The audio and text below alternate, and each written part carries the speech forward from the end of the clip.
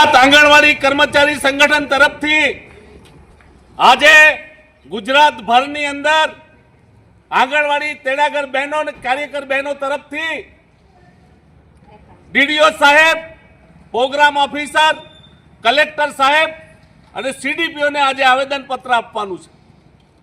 વારંવાર આ બહેનો આવેદનપત્ર આપ્યું છે, સરકાર તરફથી કોઈ નિર્ણયો લેવામાં આવતા નથી।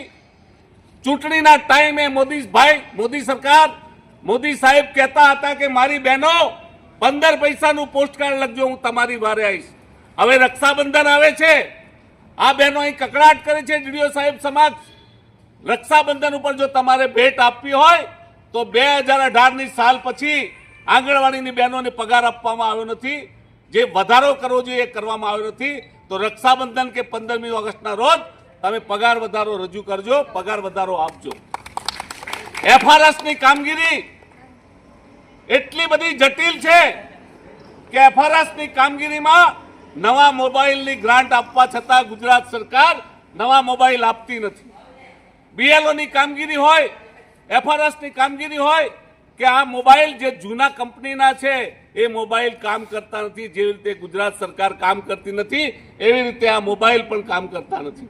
અને એટલા માટે આજે આ બહેનો આવેદનપત્ર આપે છે તમામ માંગણીઓ સાથે કે હાઈકોર્ટના ચુકાદાનો અમલ કરો।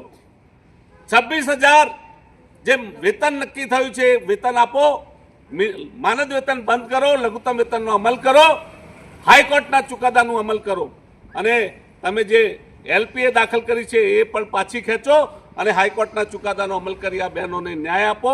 અને બીએલઓની જે કામગીરીમાં તમે એમને જોતર્યા છે, આજની કારમી મોંઘવારીની અંદર 10,000ના પગારની અંદર એમનું ઘર ચલાવવાનું હોય, ઘરના કામ કરવાના હોય, પણ આ બીએલઓની કામગીરીથી આ બહેનો હેરાન પરેશાન છે। તો તે નિર્ણય પણ તમે રદ કરો, જે શિક્ષકો કરતા હતા એમને આપો।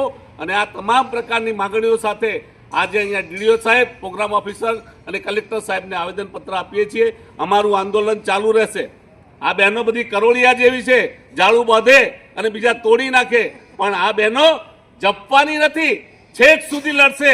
અને સરકારને પણ જણાવીએ છીએ કે જ્યાં સુધી અમારી માંગણીઓ પૂરી નહીં થાય ત્યાં સુધી અમે લડીશું અને અમારી માંગણીઓને માટે લડતા રહીશું અને લડેંગે તો જીતેંગે એ નારાના સાથે અમે લડેંગે,